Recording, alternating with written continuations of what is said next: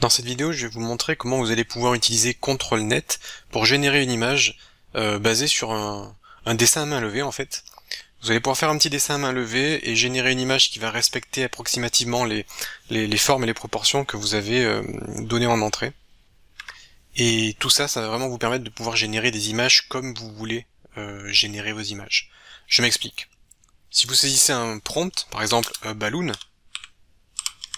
donc si je veux générer une montgolfière, rien ne me dit que la montgolfière sera au centre de l'image. En général, avec Stable Diffusion, il y a souvent des erreurs, et le sujet n'est pas du tout cadré, ou n'est pas dans la disposition que l'on souhaite. Et le problème, c'est qu'on doit générer 10, 20, 30, 50 images pour finalement trouver l'image qui nous plaît. Alors on arrive toujours à trouver une image qui nous plaît, hein, mais ça peut être assez fastidieux de générer des dizaines d'images jusqu'à ce qu'on se trouve celle qui nous correspond. Alors là, ce que je vais faire, c'est que je vais générer 4 images, une montgolfière, et je vais utiliser CtrlNet. CtrlNet, je vais évidemment penser à l'activer. Je vais cocher la propriété Invert Input Color qui marche mieux lorsqu'on fait le dessin à main levée. Au niveau du modèle, on va utiliser Scribble ainsi que le processeur Scribble qui est le plus adapté pour le dessin à main levée. Je vais augmenter un tout petit peu le CFG Scale, et au niveau du Weight, je vais également l'augmenter un tout petit peu. Encore une fois, tous ces paramètres, vous pourrez les trafiquer de votre côté pour faire des tests. Alors maintenant, comment est-ce qu'on va faire pour donner un input à CtrlNet? On va descendre tout en bas, et on va cliquer sur Create Blank Canvas, ici, ce qui va nous permettre de générer ceci. Et là-dedans, on va dessiner une montgolfière. Alors je vais essayer de m'appliquer. C'est un peu raté, mais vous comprenez le principe. Voilà, je vais essayer de dessiner une montgolfière. En fait, ce que je vais faire, c'est dessiner la forme que je souhaite. Je vais diminuer la taille du crayon.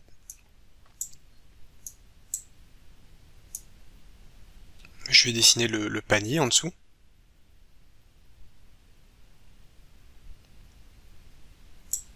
Je vais diminuer la taille du crayon pour la perspective et dessiner les cordes à l'arrière.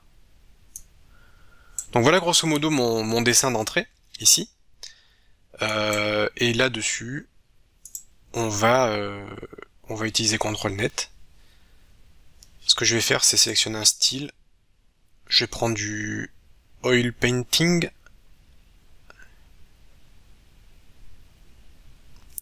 Ici. Voilà, je vais prendre du Oil Painting et je vais cliquer sur Generate. Et là, normalement, ça devrait me générer des images qui correspondent, qui respectent le croquis d'entrée. Et après quelques secondes, on a le résultat qui apparaît sous nos yeux. On a bien un ballon qui respecte les proportions qu'on a données. Ensuite, évidemment, on peut donner plus ou moins de liberté. Si vous donnez une totale liberté, l'image ne ressemblera pas du tout à ce que vous avez donné en entrée. En revanche, si vous donnez un peu moins de liberté, ça va vraiment respecter les formes que vous aurez indiquées. Comme je l'ai dit, vous pouvez également activer le Guess Mode. Hein. Alors là, je peux faire un essai, je vais activer le Guess Mode. C'est pas dit qu'il comprenne que c'est une montgolfière. Bon là, en l'occurrence, il comprend, à peu près. Mais ça peut aussi vous générer un visage, ou ça peut générer un soleil, ou une planète, ou un pot de fleurs, ou un arbre. En fait, cette forme pourrait représenter un peu tout et n'importe quoi. Mais là, je crois qu'il s'est pas trop trompé sur la première et cette image-là, il s'est pas trop trompé. Après, ça peut être pas mal, parce que ça va vous générer des choses auxquelles vous n'aurez pas pensé. Là, on dirait un œuf porté par des échafaudages sur le toit d'un bâtiment. Enfin, c'est assez rigolo ce que ça peut vous générer. C'est vraiment plutôt pas mal. Et le résultat est bien. Vous pouvez donner un prompt un peu plus détaillé. Une montgolfière en train de porter une sorte de maison. Et là, ça va respecter votre prompt ainsi que votre croquis, tout en gardant donc les proportions. Et vous voyez que... alors, je vais peut-être attendre que ça finisse de générer, mais... vous voyez qu'on n'a aucune image qui est ratée en fait. On n'a aucune image qui sort du cadre. Toutes les images sont bien centrées, le sujet est bien au centre de l'écran puisque ça respecte exactement ce que j'ai mis ici. Et on n'a aucune image qui est tronquée. Donc du coup en fait on aurait pu conserver toutes les images. Elles sont toutes réussies, on n'a pas besoin d'en jeter. puisque c'est vous qui décidez de comment sont positionnés les objets. Si on avait voulu générer plusieurs montgolfières, on aurait pu le faire, et dire manuellement où est-ce qu'on souhaite générer chaque montgolfière.